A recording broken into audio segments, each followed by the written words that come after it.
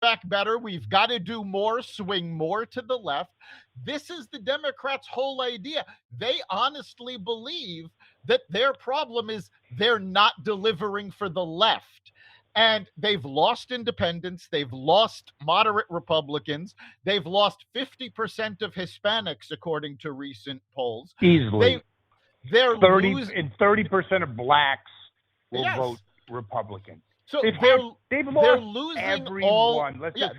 They're losing all of their base because they keep swinging further to the left.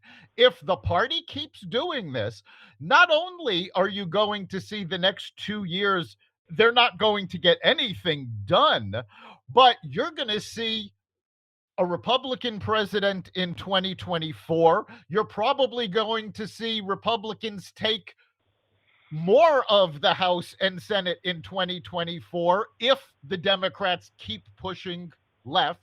And there's no coattails. So local races are going to start swinging red. We've already seen traditionally blue cities and towns start electing Republicans.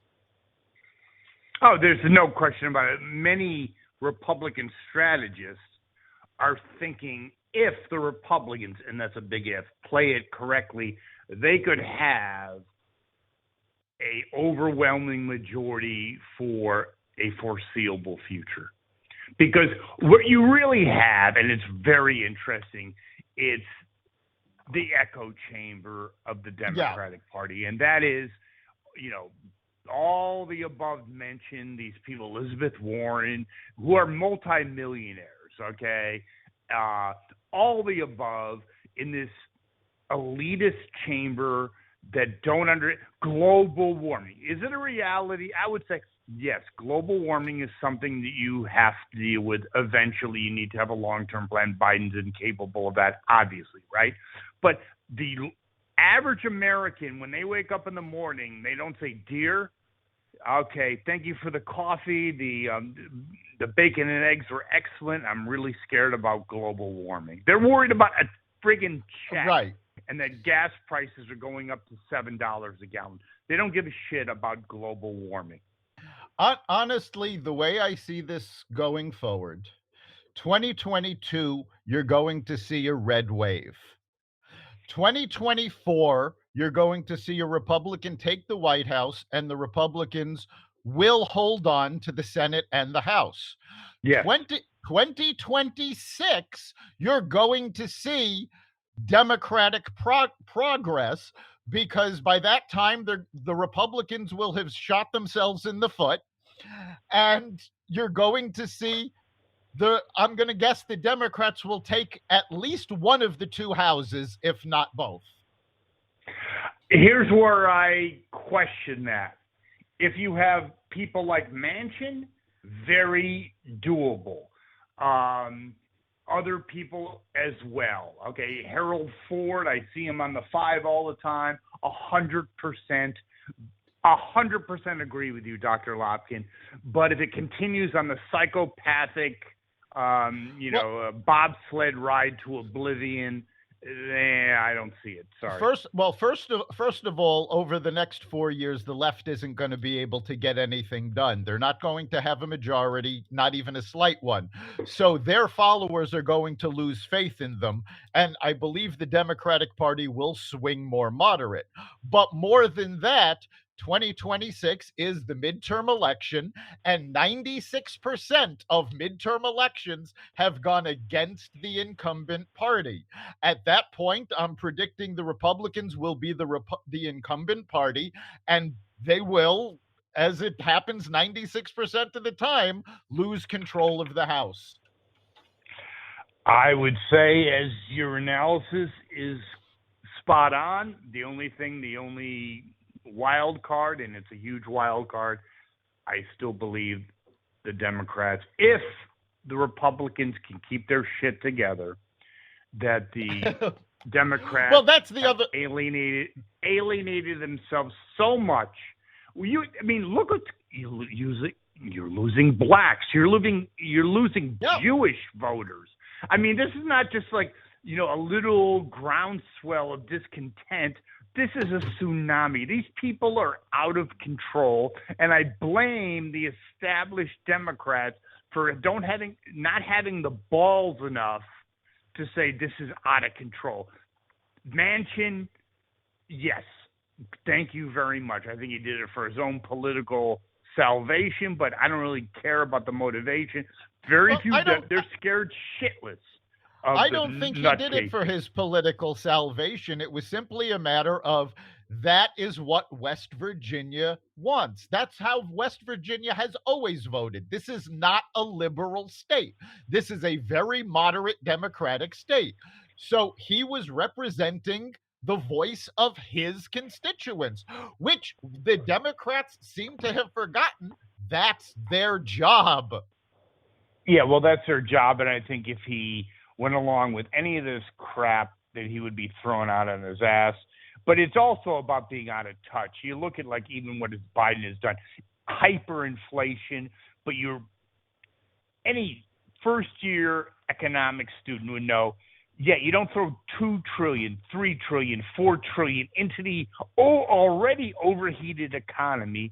This guy, I don't get it. I swear I do not get Biden was told before the American Rescue Plan passed by economists from the Obama administration that it was going to overheat the economy and cause huge inflation. And he chose not to believe it. The same way his military leaders told him what was going to happen in Afghanistan, and he chose not to believe them. The same way everybody told him what was going to happen at the border, and he chose not to believe it. And you know something? What do you think of this? We'll play a little amateur psychologist for a second. I think that was because he's not really capable to begin with. I think physically, mentally, that drove him over the edge. 3 strikes and you're out, so to speak.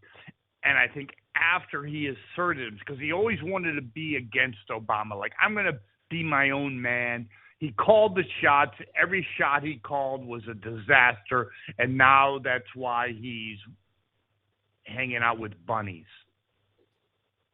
I really believe he's opted out. I think he's just – no, I think mentally, physically, and emotionally he's out. He's just not asserting himself.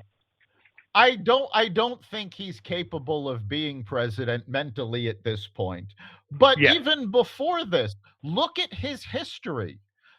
99%, remember Robert Gates. He was on the wrong side of every foreign policy decision for his 50-year career. Forever. If you take a look at Biden's history, for the most part, I'll make the exception actually for the crime bill because he was tough on crime at one point.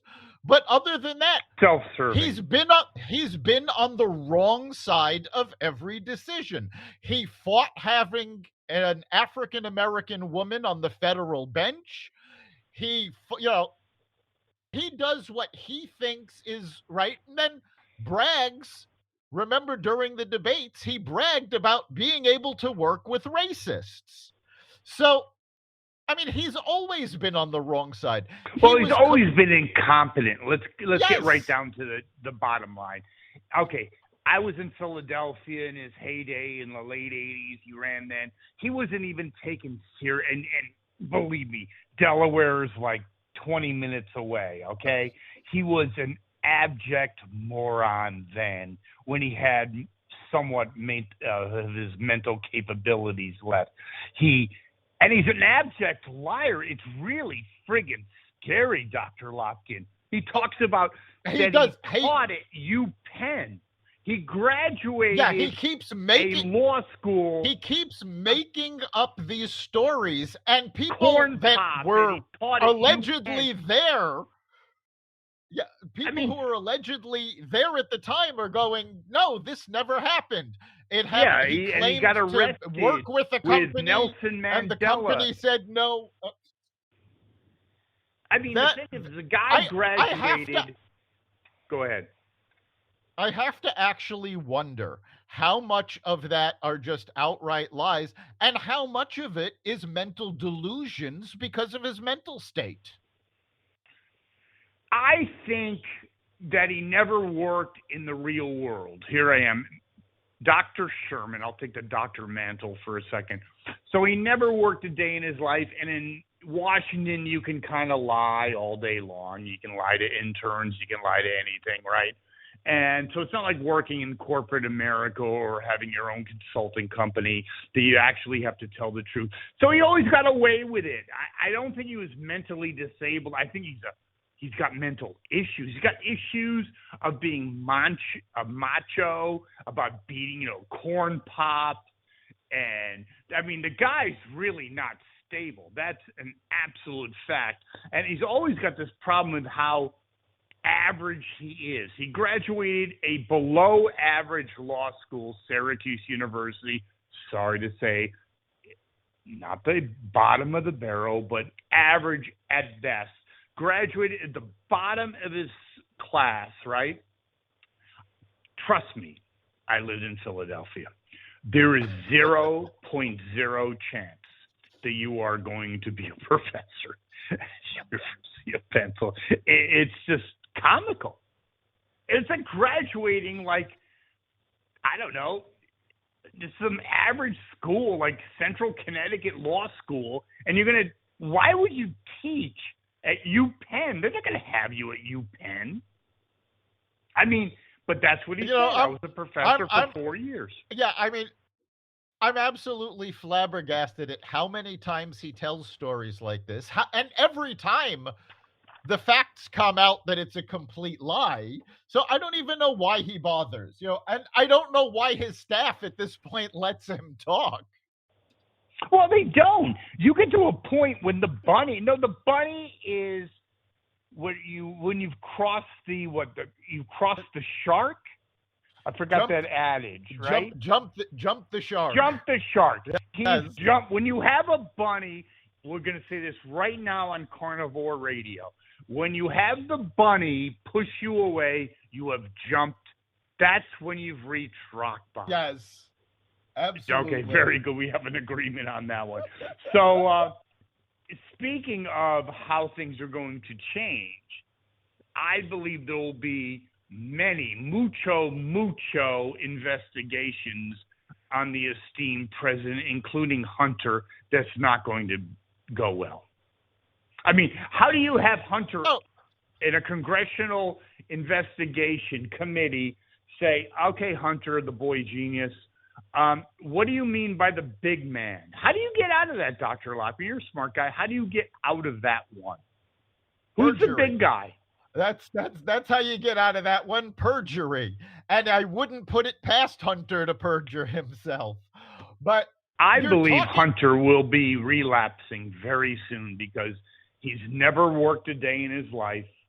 Now he's got the bright lights of more than prime time, because when the shit hits the fan, they're going to come after him, and he's ill prepared. He'll have to resort to crack, bimbos, and who knows. But he's in deep shit. I think Hunter is very lucky that Joe Biden is his father, because if he had been born to the Clintons and pulled this, he'd have been suicided. There you go. Yeah. Yeah, just by chance. There you go.